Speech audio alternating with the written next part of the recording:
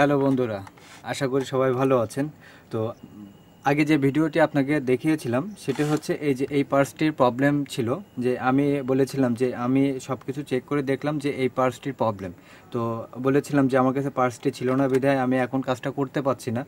তো আমি পার্সটি সংগ্রহ করে নিয়ে আসছি। তো এখন আমি এই পার্সটি চেঞ্জ করে আপনাদেরকে সেই প্রবলেমটি সমাধান করে দেখাবো।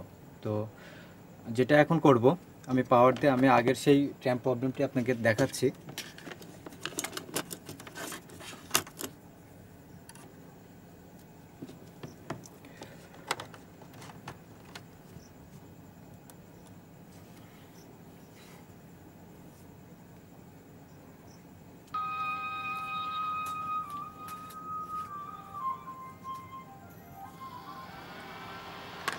আমি প্রজেক্টরটি অন করেছি। তো এখন দেখুন যে আগেও যে প্রবলেমটা ছিল যে ফ্যান ঘুরে বন্ধ হয়ে যাচ্ছিল, প্রবলেমটা দেখাচ্ছিল। আমি বলেছিলাম যে এই পার্সটির প্রবলেম, যে ওটাতে ভোল্টেজ চেক করে আমি বলেছিলাম যে এই পার্সটির প্রবলেম। তো আমি পার্সটি অর্ডার করেছি অনলাইনে, কিন্তু এখনও আমার হাতে পাইনি। তো আমি কিছু দোকান থেকে আমি কিছু পার্টস সংগ্রহ করে নিয়ে এসেছি। তো আজকে আমি এই পার্সটি চেঞ্জ করে আপনাকে প্রবলেমটি সমাধান দেখাবো। তো বন্ধুরা, আমি প্রজেক্টরটি অন করলাম। আগে যে প্রবলেমটা ছিল সেটা দেখাচ্ছিল যে এখানে এই যে প্রবলেমে সিগন্যাল দিচ্ছিল, প্রজেক্টরটি এই অবস্থাতেই ছিল, প্রজেক্টরটি রান করে না। অন করলেই এই প্রবলেম দেখায়। তো এই প্রবলেমটা কেন হচ্ছে বা কী কারণে, কিভাবে আমি চেক করে এই পার্সটির প্রবলেম পেলাম, সেটা তো আগের ভিডিও দেখানো হয়েছে।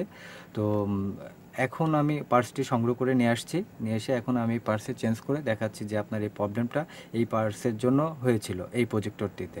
তো আমি এই পার্সটা এখন চেঞ্জ করে আমি সমাধানটি করছি। তো যেটা করব, এই যে আমি প্রজেক্টর ল্যাম্প সুইচ খুলে ফেললাম, পাওয়ারটা খুলে এখন আমি এই পার্সটাকে উঠাতে হবে।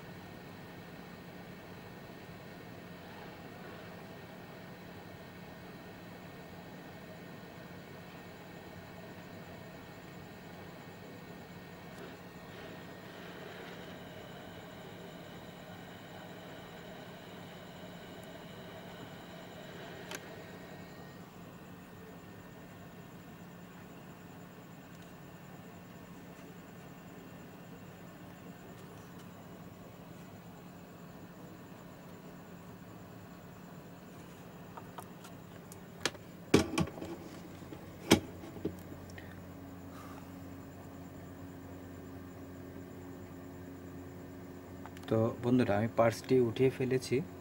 এটা হচ্ছে নষ্ট যে পার্সটি, এটা আর আমি যেগুলো সংগ্রহ করে নিয়ে আসছি, কারণ এটা হচ্ছে নতুন তো আমি পাইনি, কারণ অর্ডার করা হয়েছে কিন্তু এখনও আমার হাত পর্যন্ত এসে পৌঁছয়নি। তো আমি কোনো একটি দোকান থেকে আমি এই পার্টসগুলো সংগ্রহ করে নিয়ে এসেছি। তো এখন আমি এই মসফেটটি চেঞ্জ করব।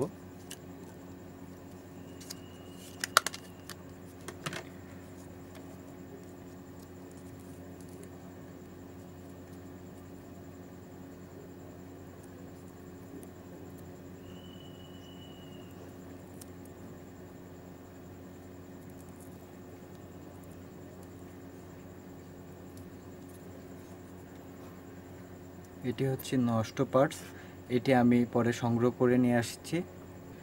এটি এখন এখানে সংযোগ করব।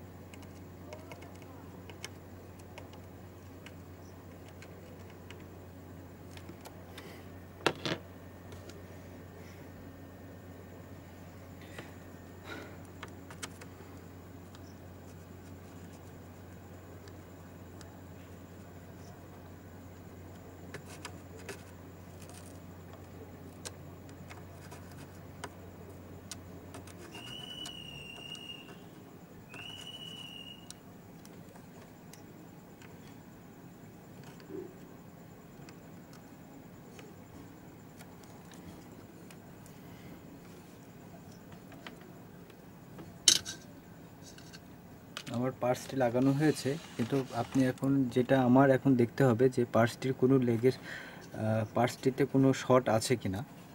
যেটুকু এখানে আমি সোল্ডারিং করেছি, হয়তো শর্ট হওয়ার সম্ভাবনা থাকতে পারে, তো আমার এখানে দেখে নিতে হবে যে কোনো শর্ট আছে কিনা।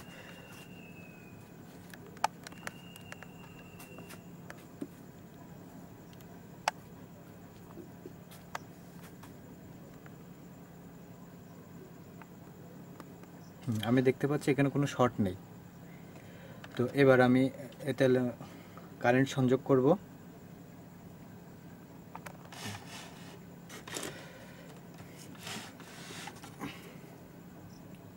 প্রথমে যেটা করব সেটা আমি এই ল্যাম্পের সুইচটা অন করে নেব। ল্যাম্পের সুইচটা অন করে নিলাম। এবার আমি কারেন্ট সংযোগ দিচ্ছি। এবার প্রজেক্টরটি অন করব।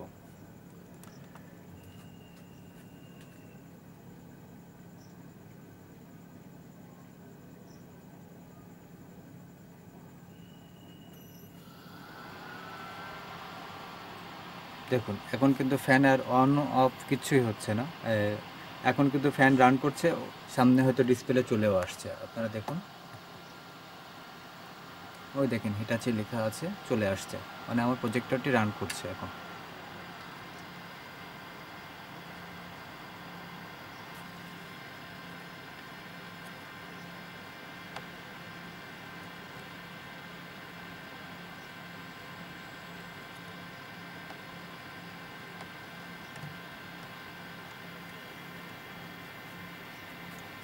এটা আবার লাইন কেটে কেটে যাচ্ছে, মনে হচ্ছে এটার ফোকাসিংও প্রবলেম আছে। হ্যাঁ, এই সার্কিটটাতে এই সাইডটাতে প্রবলেম আছে, কিন্তু লাইন কেটে কেটে যাচ্ছে।